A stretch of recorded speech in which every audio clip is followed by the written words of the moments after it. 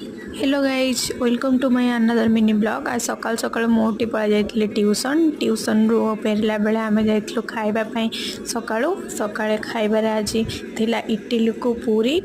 आम सांग मैंने मिसी खाइबा पलैलु मोर आसी मो सांगर आसी अपेक्षा करूँ से आसिले सांग ही खाइबापी आसीगला आम खाऊँ आम सान बोली आम पढ़ुआ बोली से आमको कमेंट मार क्या क्या करूं मैं इसका। तापर आम सब मिसिकी खाईदेलु खाई सारी मु आसी रूम को सफा कर दे पूरा खाई सांग मान सब मिसिकी खाई मु पलि आई रूम को रूम रे आज मो सांगर घर आसाला एंड्री पिठा एक जेहेतु प्रथम जेहेतु एंड्री पिठा खाई चलिया पड़े आज गाधल खाइबार थिला बड़ी तरकारी को पोई आलू भजा को पोटल तरकारी आउ डाली